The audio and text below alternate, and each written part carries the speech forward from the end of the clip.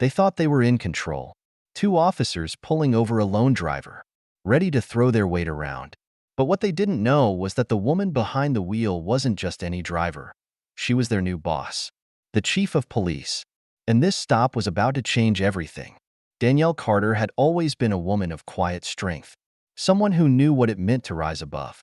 After years of hard work, today marked the beginning of a new chapter. Her first day as the chief of police in the bustling town of Ridgewater.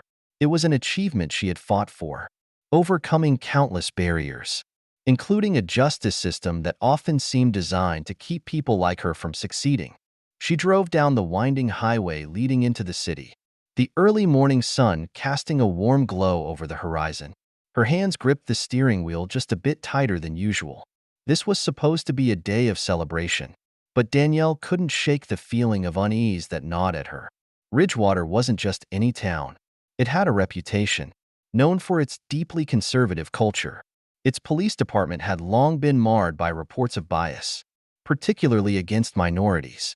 Danielle had read the reports, heard the stories. Many officers had voiced their displeasure at her appointment, a black woman taking the helm of their department. But Danielle wasn't one to back down. As she approached a traffic light that was just about to turn red, a flash of blue and red lights illuminated her rearview mirror. A patrol car pulled up behind her, sirens blaring. Instinctively, Danielle's heart rate quickened. She knew this was no coincidence. She pulled over to the side of the road, the grass on the shoulder crunching beneath her tires. Two officers, both white, stepped out of the vehicle. The senior officer, a broad-shouldered man in his late 40s, approached her car with a deliberate, measured stride. The younger officer followed closely behind, his face tight with suspicion. Danielle lowered her window, her pulse steady but alert. The senior officer leaned in slightly, his eyes scanning her car before resting on her. "License and registration," he said flatly, his voice carrying an air of authority that felt just a bit too practiced. Danielle reached into her glove compartment, pulling out the documents without a word. She had learned long ago that in situations like this, silence was often the best strategy.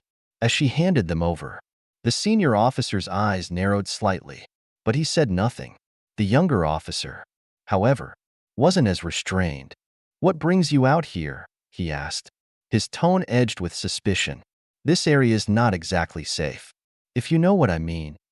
Danielle's stomach churned, but she remained composed. "I'm on my way to work." "And where exactly would that be?" the younger officer pressed, leaning in a little closer.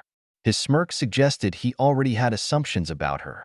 Danielle hesitated for a moment. She could reveal her position right then and there, put an end to the charade. But something told her to hold back. She had been in this situation before, too many times. The power dynamic here was undeniable, and she didn't want to start her first day by creating tension with the very officers she would soon lead. "You'll find out soon enough," she responded calmly, locking eyes with the young officer. There was no anger in her voice, but she made it clear that she wasn't intimidated. The senior officer, sensing that things were about to escalate, stepped in. "Let's not make this difficult. Ma'am, we can take this further if need be." There it was, the veiled threat, the subtle flex of authority. Danielle felt her patience thinning. She had endured this kind of treatment for years: disrespect, condescension, assumptions based on nothing but the color of her skin. She had fought too hard, climbed too high, to let this slide. Danielle took a deep breath, deciding she had played along long enough. "That won't be necessary," she said firmly. "I'm Chief Danielle Carter. I suggest you rethink how you're handling this situation." The shift in the air was palpable. Both officers froze. The senior officer blinked in confusion, his brows furrowing as the realization hit him like a punch to the gut. The younger officer's smug expression vanished, replaced with shock and a hint of panic. "You're the chief?" the senior officer stammered, clearly caught off guard. "Yes," Danielle said, her voice unwavering. "And I'd like to know why exactly I was stopped, and why this line of questioning is even happening." For a moment, neither officer spoke. The younger one fumbled with his words, trying to come up with an excuse. But the damage was already done. The power dynamic had shifted, and they knew it. The senior officer cleared his throat, struggling to regain his composure. There must have been a misunderstanding. Danielle didn't let him finish. No, this isn't a misunderstanding, she interrupted, her tone sharp. This is exactly the problem.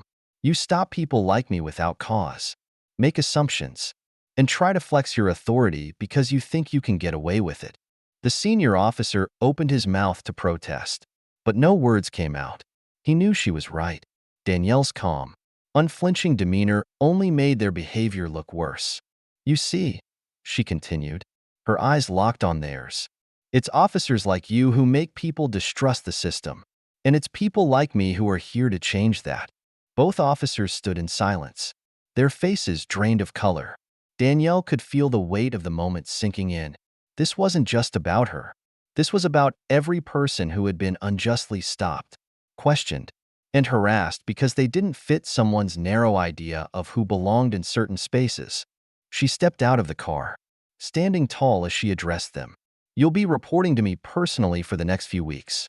I'll be reviewing every traffic stop you make, and I suggest you think long and hard about how you handle yourselves from now on. The senior officer finally found his voice. We didn't mean any disrespect. Chief, it won't happen again. Danielle nodded, though she knew his words were empty. It would happen again, not with these two, perhaps, but with others. That's why she was here, to root out the deep-seated prejudice that had plagued Ridgewater's police force for too long. Good, she said quietly, before turning back to her car. As she drove away, Danielle allowed herself a moment to breathe. She had won this round, but there would be many more battles ahead. Her position as chief of police was more than just a title. It was a responsibility to make sure that no one else had to endure what she had just experienced. Later that day, Danielle gathered the department for her first meeting. The tension in the room was thick as she stood in front of the officers, her presence commanding the attention of everyone present. She recounted the events of that morning, leaving no detail unspoken. I'm not here to embarrass anyone, she began, her voice steady. But I am here to make it clear that this kind of behavior stops now. Every officer in this department will be held accountable for how they treat the citizens of Ridgewater, regardless of their race, gender, or background.